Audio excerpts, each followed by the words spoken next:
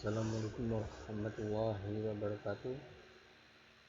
Perkenalkan, nama saya Yusuf Putra dari kelas Informatika 3C. Kali ini saya akan melanjutkan presentasi ke modul yang ketiga yang berjudul tentang protokol dan model. Ya, kita akan mempelajari bab ini dengan cara yang sangat dasar. Ya, yang pertama, mengapa kita harus mengambil modul tentang protokol dan model? Ya, karena pada ilmu informatika ya, itu khususnya di jaringan komputer itu pasti menggunakan tentang yang namanya protokol. Apa yang dimaksud dengan protokol? Protokol adalah serangkaian aturan yang disepakati yang telah dibuat oleh organisasi standar, namun karena tidak dapat mengambil aturan yang mengamatinya dengan sesama, maksudnya protokol adalah serangkaian aturan yang disepakati yang telah dibuat oleh organisasi standar. Ya, itu. Selanjutnya kita akan langsung saja memasuki yang pertama, yaitu tentang aturan atau yang garulas. Untuk penjelasannya lebih detail, silahkan buka video di ini ya, di bab ini sudah tersedia videonya. Langsung ke yang kedua, itu dasar-dasar komunikasi. Ini ya, bagus. Potong dulu.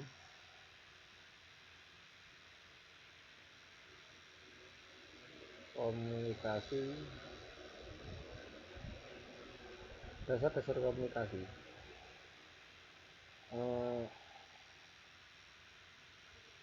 Dasar-dasar komunikasi ini ada 3 ya, yaitu sumber pesan dari pengirim, yang kedua dari tujuan pesan itu untuk penerima, yang ketiga ada saluran yang terdiri dari media yang menyediakan jalur bagi pesan untuk berpindah dari sumber ke tujuan. Ya, selanjutnya ada protokol komunikasi. Protokol komunikasi ini khusus untuk jenis metode komunikasi yang digunakan dalam komunikasi pribadi sehari-hari. Aturan yang kita gunakan untuk komunikasi melalui satu media seperti panggilan telepon itu belum tentu sama dengan aturan yang menggunakan media lain seperti mengirim surat. Selanjutnya yaitu ada penetapan aturan.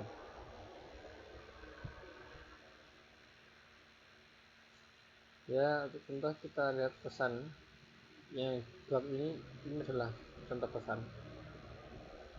Ya, ini contoh pesannya sangat sulit untuk dibaca dan formatnya tidak benar. Pesan itu harus ditulis menggunakan aturan, misalnya protokol. Nah, dan contoh pesan yang sudah diformat dengan benar untuk bahasa dan tata bahasa itu seperti ini. Nah, protokol itu harus menghubungkan persyaratan berikut untuk berhasil menyampaikan pesan yang dipahami oleh penerima.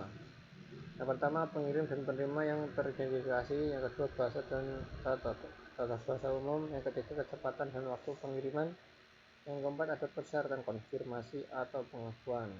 Selanjutnya yaitu ada persyaratan protokol jaringan. Yang pertama ada pengkodean pesan, ada pemformatan dan ada ekskapulasi pesan, ada ukuran pesan, waktu pengiriman pesan, dan opsi pengiriman pesan. Selanjutnya ada pengkodean pesan.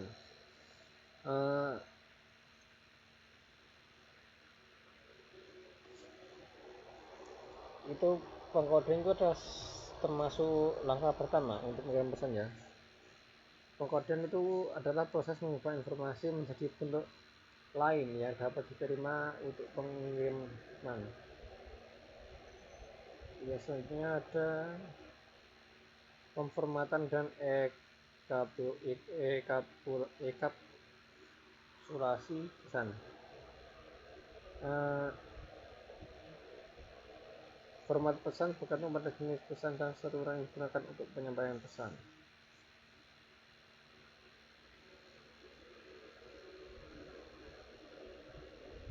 Yang kedelapan ada ukuran pesan. Kita buka saja ini apa isinya.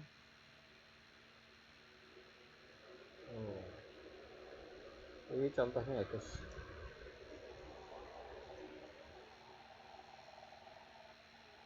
Ada di percakapan.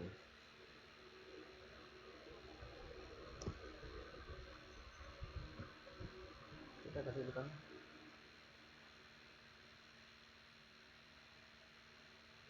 Suaranya kecil sekali.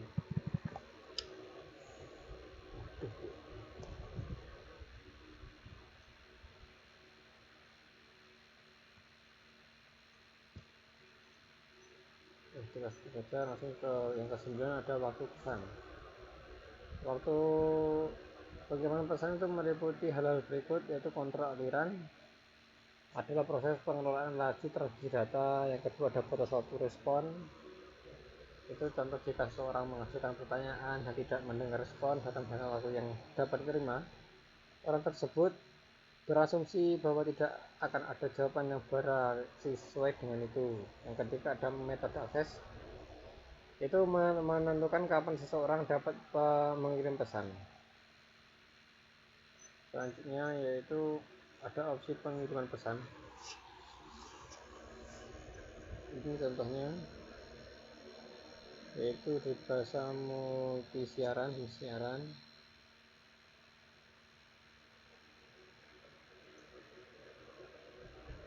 Nah, yang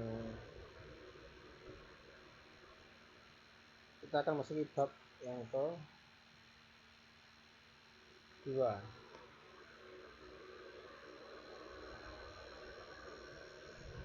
yaitu tentang protokol.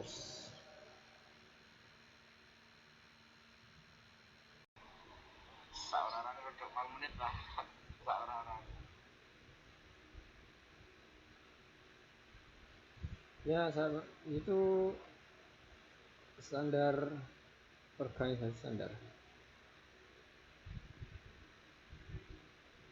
Itu standar terbuka mendorong contoh yang bagus kita sendiri. Satu yang keempat ada standar internet. Untuk sebuah organisasi memiliki tanggung jawab berbeda untuk mempromosikan dan membuat standar untuk internet dengan protokol TCP atau IP. Nah, gambar di bawah ini adalah menampilkan organisasi standar yang terlibat dalam pengembangan dan dukungan internet. Ya, contoh seperti itu. Yang ketiga ada standar elektronik dan komunikasi. Organisasi standar ini meliputi hal berikut, yaitu Institute of Electrical and Electronic Engineer. Yang kedua ada Electronic Industries Alliance atau singkat EIA. Yang ketiga ada Asosiasi Industri Telekomunikasi atau disingkat TIA.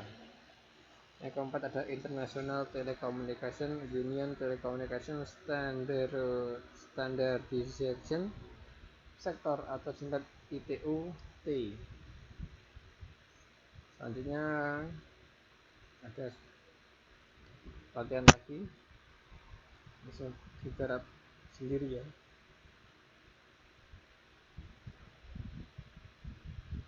Masuk yang ke-5,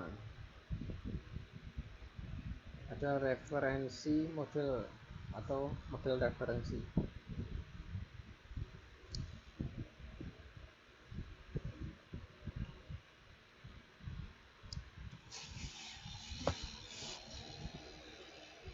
Yang pertama ada manfaat menggunakan model berlapis. Itu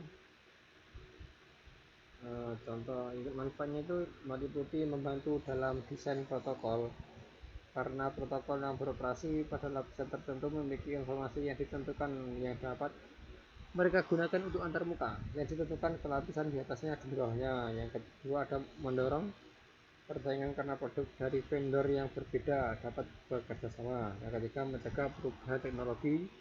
Yang keempat, menyediakan bahasa umum untuk menggambarkan fungsi dan kemampuan jaringan.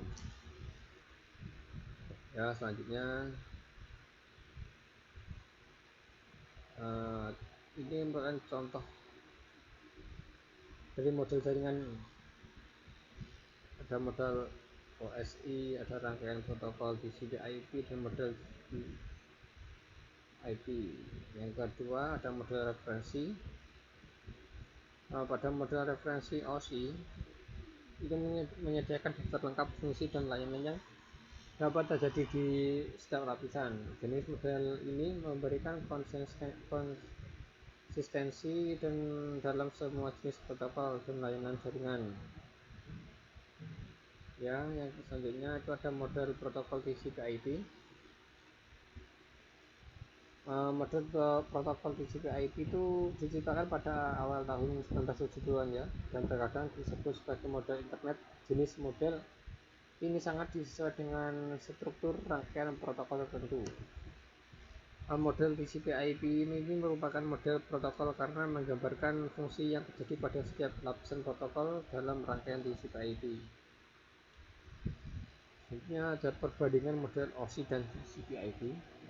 Ya, protokol yang menyusun rangkaian protokol TCP/IP juga dapat dijelaskan dalam fungsi model referensi OSI. Dalam model OSI, lapisan akses, jaringan, dan lapisan aplikasi dari model TCP/IP dibagi untuk menjelaskan fungsi-fungsi terpisah yang harus terjadi pada lapisan-lapisan ini. Ya, pada gambar contoh di bawah ini. Selanjutnya ada latihan ya.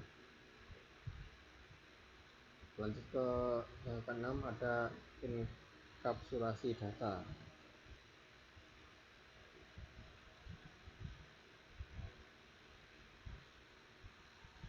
Aduh.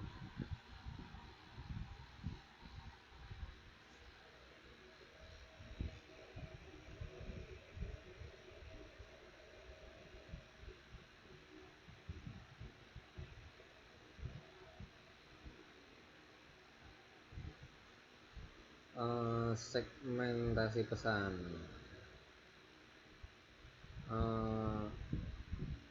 Hal yang menyebabkan segmentasi pesan itu memiliki dua manfaat utama, yaitu meningkatkan kecepatan dan meningkatkan efisiensi. Selanjutnya ada akses data.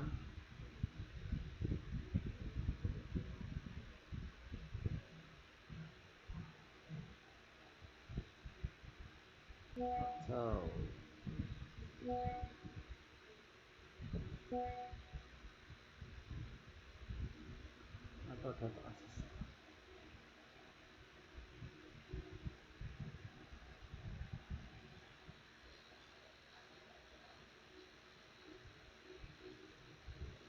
Yang pertama ada address ya,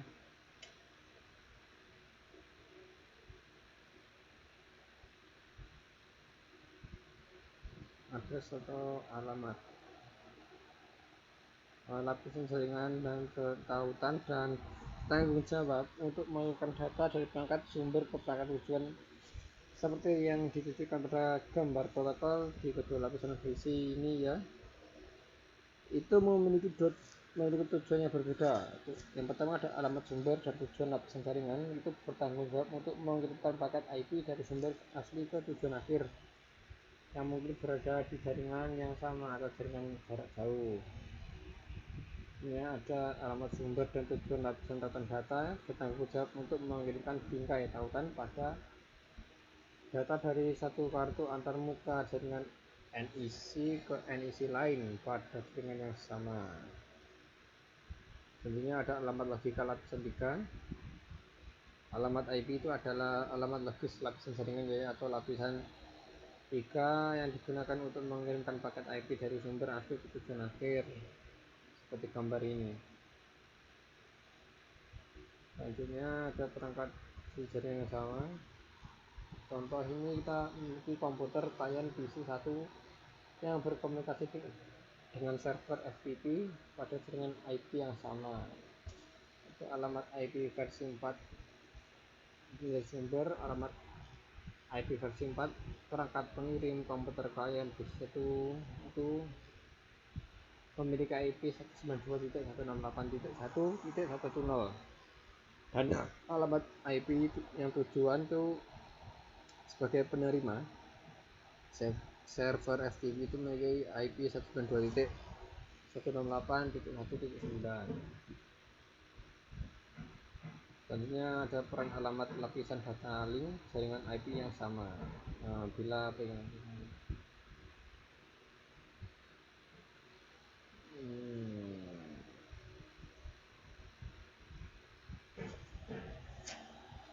yang kelima ada perangkat pada jaringan jarak jauh. Dalam contoh ini kita memiliki komputer klien PC1 yang berkomunikasi dengan server besar bernama server web di jaringan IP yang berbeda.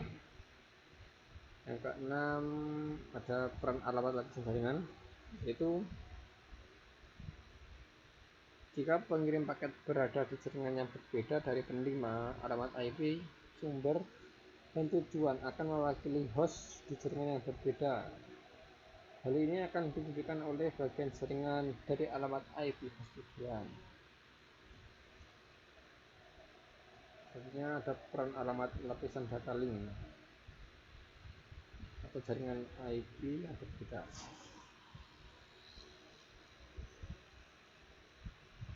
Ya, sekian presentasi dari saya. Jika ada kurang lebihnya mohon maaf. Assalamualaikum warahmatullahi wabarakatuh.